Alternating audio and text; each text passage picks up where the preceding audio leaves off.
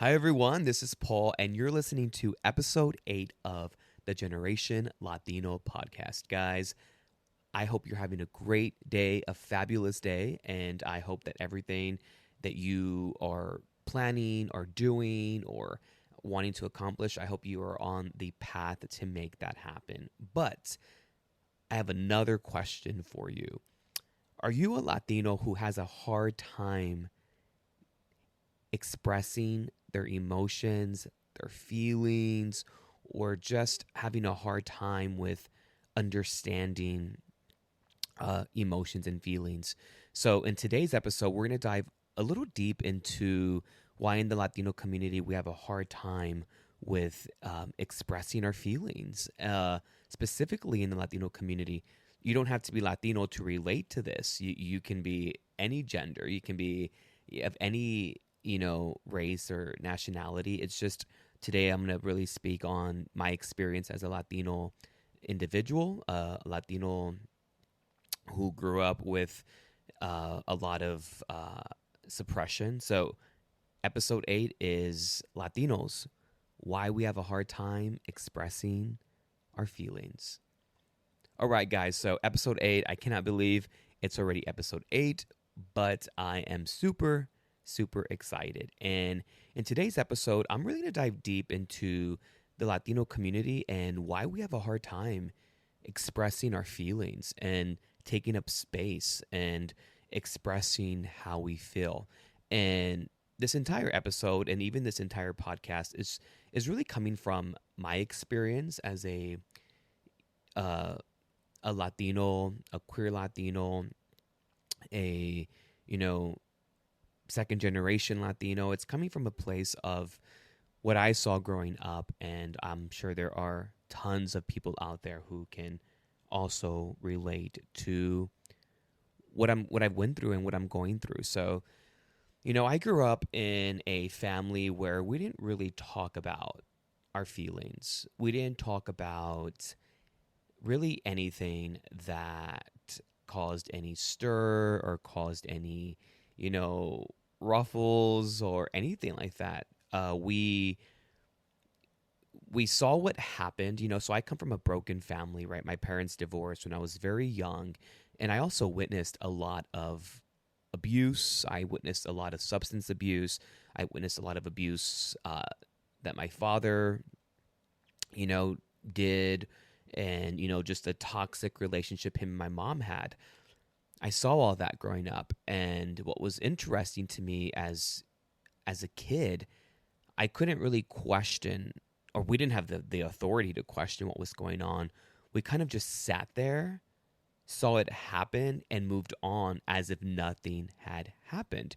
Now, as an adult, I understand how unhealthy that is and how much trauma that brought me as an adult and how it's affected my relationships with men, friendships, my relationships in the work environment, how I view men, and all of these things. So it's been a lot of therapy, a lot of self growth, a lot of self help books to help me kind of get to the point where I am today, where I'm able to talk about these situations. And so, going back to childhood, something would happen and we didn't talk about it the next day, right? I know there was one instance when I was a young boy, my parents got into a really big fight, and I remember being woken up from that fight and seeing, hearing my mom yelling at my dad, vice versa, all of this chaos going on. And I'm probably around maybe 5 or 6. And at that point, the cops came by and they took my father. And then I remember my grandmother, who was my father's mother, kind of took him as well and kind of dragged him out of the house. And what's crazy is that's the only memory I have. We never talked about it the next day or even days later. I'm not saying you got to talk about it right away, but a situation like that, it didn't get talked about. We didn't talk about it growing up.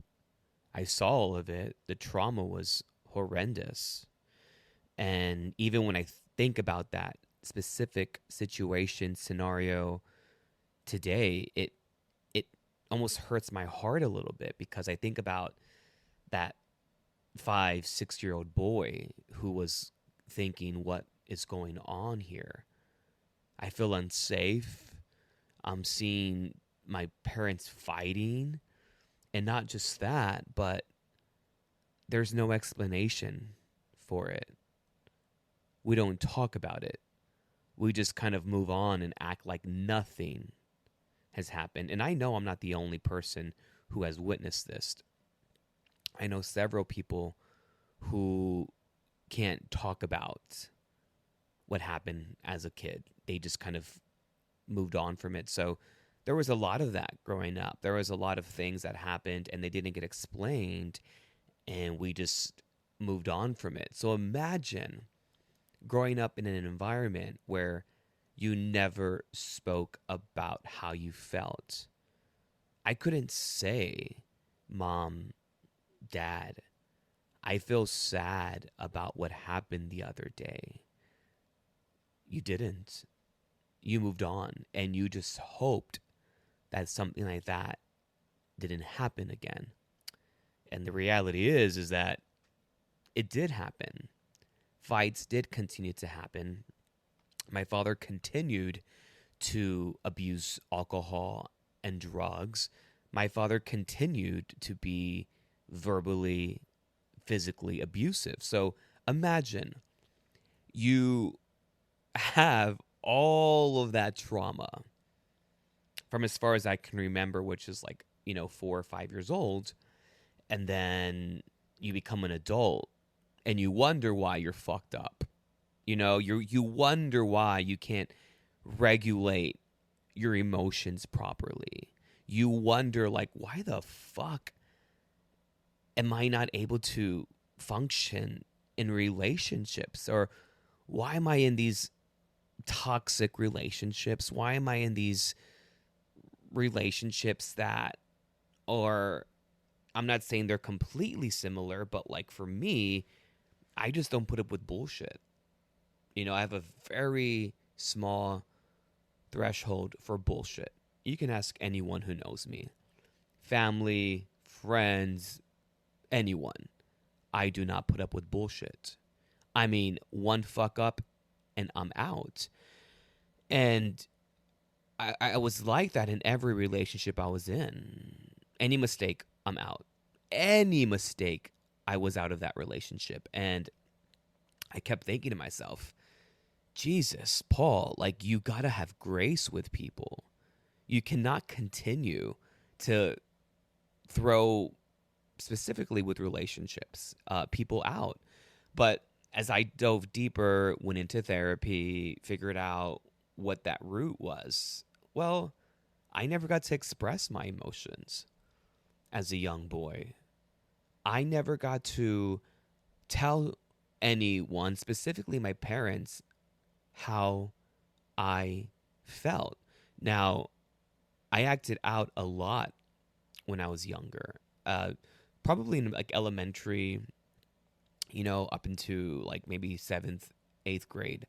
I did act out a lot, but it's funny because as I look back in hindsight, I mean, think about it. Like if I think about my surroundings and, what I was seeing as a young boy, that was the only way that I knew how to garner any attention.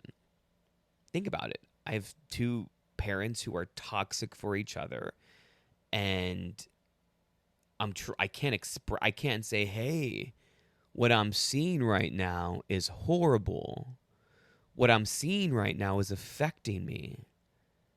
I'm young. I'm 7, 8, 9, 10 years old, and seeing my father,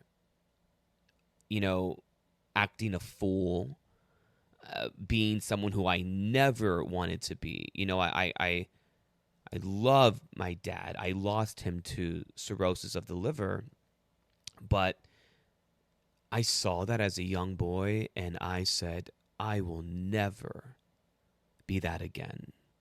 I will never be that man who, I'm sorry, lack of a better word, was a mess. So I'm very hyper aware of every decision that I make. It's like that Kelly Clarkson song, Because of You. Like, I never strayed too far from the sidewalk. That's me. Like, I I never went too far left or too far right because I saw that as a child and I thought to myself, Jesus, I do not want to be that man. And, kudos and power to my mom for leaving my dad when I was 8 or 9 years old. And that decision she made truly changed my life because I don't know what it would have been like if my mom had stayed with my father. I don't. I don't. And, I can truly say that, she put her kids first. And I saw that and I was like, okay, if my mom is not going to stay with this man, then I'm never going to stay with a man who abuses me, who treats me badly, who doesn't appreciate me. So I give all of that power to my mom uh, for me being how I am. But I do believe that I went very far to one side and was someone who didn't put up with any bullshit. But, talking about feelings and specifically with Latino men and even Latinas, anyone in the Latin community, we do struggle with expressing ourselves. And I think it's because we come from a generation of parents, and maybe if you're first, second, third generation, you're just happy to be in a space, let alone taking it up, right? You're just happy being in the room. So because of that, you know, gratefulness, you don't want to take up space. I saw with my grandmother. I even see with my mom sometimes. And I constantly tell my mom, take up fucking space. When you're in a room, take it up. Like, whatever it is, like, take up the space that you need.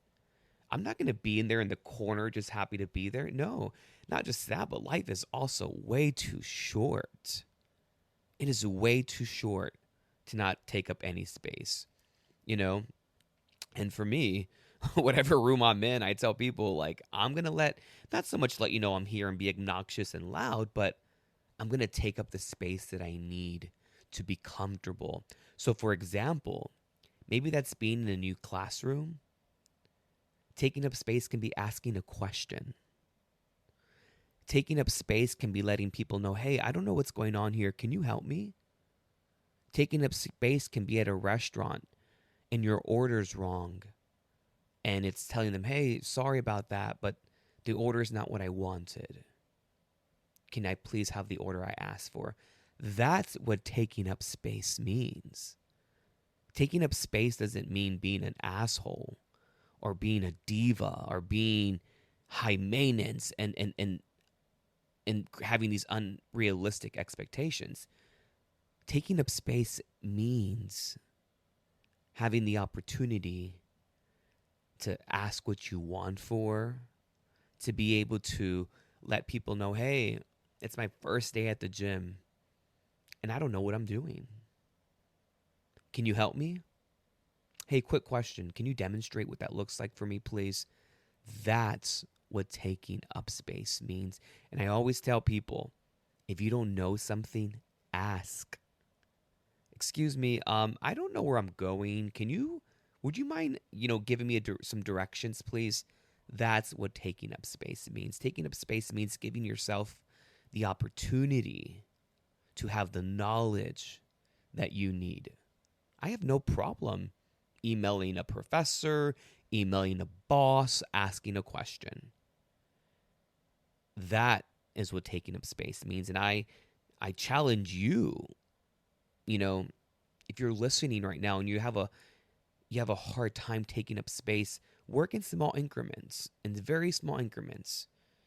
You're at the grocery store, you can't find an item, asking the question. You're going to spend an hour trying to find something when you can just let someone know, hey, excuse me, I'm looking for, the sugar. I'm looking for, something very specific. Ask. That's what taking up space means. And I think for Latinos, we have a hard time doing that. And it is because a lot of us are just grateful to be there. I'm just happy to be in the classroom.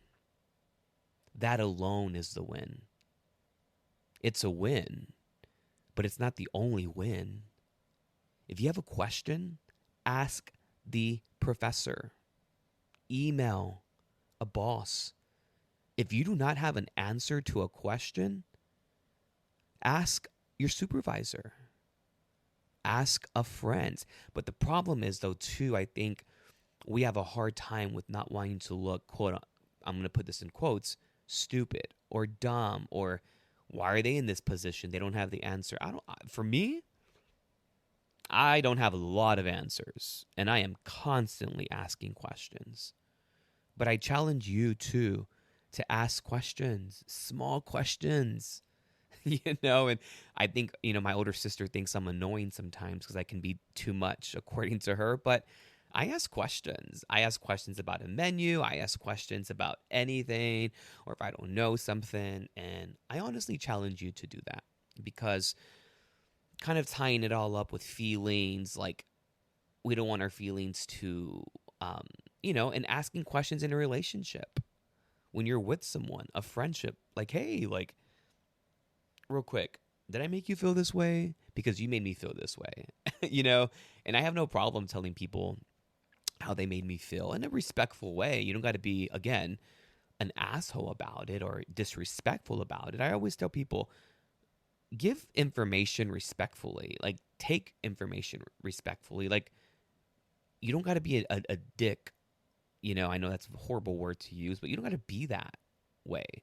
So going back to feelings, as I got older, I, instead of, suppressing my feelings and expecting people to read my mind, and I kind of talk about this in the Four Agreements, making assumptions, but you don't want to do that. And I know a lot of people in the Latino community assume so much. They don't like me because of this, or they assume a huge situation that didn't even happen or hasn't even occurred, but we're creating these narratives in our mind. But, I think we have a hard time, with our feelings, because a lot of the times as kids, we weren't able to express our feelings. It's different to express happiness and express joy. But when something isn't going right, you want to be able to express your sadness, your grief, your disappointment, your anger. And I know for me, I wasn't really able to express that. So I can see, if you're not doing the work to change that as an adult, it's going to be hard to express how you feel. It's going to be hard to express what you're thinking as a grown man or a grown woman. It is going to be hard, but challenge yourself to let people know how you feel. We're so quick to let people know how happy we are and how joyful we are and how great life is going. But sometimes it can be rough. And I know for me, I still have a hard time with expressing myself when things are not going so great. I've been better at it, and you don't got to tell everyone. And I'm not talking about putting up a Facebook post or an Instagram post or a social media post letting people know how angry you are. That's not what I'm talking about. I'm talking about going to the depths of why you feel that way and talking through it with someone. It's so funny. I don't have social media personally, but I know so many people who express their anger on social media, right? So they'll post something about the baby mama or the baby daddy, all of that, right? And then, like, they don't even know that it's about them, Like, why am I going to write this long ass post about someone who pissed me off, but the person who pissed me off doesn't know about it? Why don't you talk to the person who pissed you off and let them know how you feel instead of posting about it and getting nothing done? Because all that's really doing is continuing to piss you off because you haven't resolved it. And the big thing with with expressing your feelings and your anger and your hurt is that you want to get it resolved. The whole goal about telling somebody how you feel is to get it resolved. If I'm angry because somebody hurt me about something, okay, I'm expressing that somebody hurt me. But at the end of the day, I want to get that resolved. Whether that means that me and that person can hatch it out, or maybe we don't talk again. But that is hatching it out. I think people just leave so many things unopened, which creates a lot of suppressed emotions. But it's not easy expressing your feelings. And guys, girls, I really challenge you to let people know if they've truly hurt you. And yes, it means putting the pride and ego aside. And yes, it means that you might get a response that you don't want. But at least you're practicing expressing your feelings. I'll use myself as an example. I can reach out to someone that I hurt in the past, and maybe they give me a response that I don't want, but at least I expressed it and let that go for myself so that I'm not holding on to that. Or someone has reached out to me who has hurt me, and they let me know, hey, Paul, I'm sorry that I treated you this way, and I'm sorry for that. I could do one or two things. I can say, fuck you, forget you, or I can take that in, acknowledge what they said or did, and decide, do I want to forgive them? Do I not? Or do I want to move on? I think that is so important with expressing your feelings because, again, whether you're Latino or not, you have to be better at expressing your feelings and your emotions. Because, guys, it is not a nice life if you're just suppressing every single thing. And I will be honest, therapy helped me a lot. It helped me realize that I do not want to live passively aggressive towards people, that I don't want to bottle up emotions and just pretend everything is all right.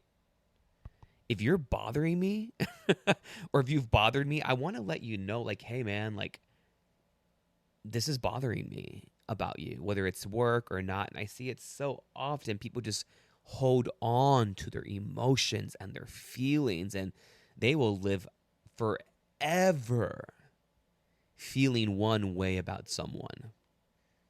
But I challenge you, express yourself, take up space. Again, it's like, I'm going to use the classroom as an analogy. It's like being a student and not really taking full advantage of being the student because you're not asking the questions. Take advantage of every step and position you are in life. I always tell people, I'm going to be the best student I can possibly be. I'm going to be the best worker I can possibly be. And what does that mean? Taking up space, asking questions. I may look a fool, but hey, at least my answers, my questions were answered. At least I was able to get what I needed to do to be successful. But I challenge you to do that, guys. I really, really do. And today, I really wanted to talk about feelings and how Latinos have a hard time expressing them. But a lot of it comes to childhood trauma. And again, I am no professional in this. I'm just a Latino who has gone through some shit. And I know I'm not the only one. And I know other people can relate to this. So again, I want to thank you guys for tuning in. If you can please comment, like, give me a review. A 5-star review would be good. If it's not 5, maybe at least 4. But guys, I want to thank you so much. And please remember, take up space. Ask questions. You don't have to be that person who's afraid to ask a question because they're embarrassed. Or be that person who doesn't want to look dumb. I don't like to use that word, but I'm using it because I know a lot of people do. Take up space, ask questions, and I'll see you on the next episode.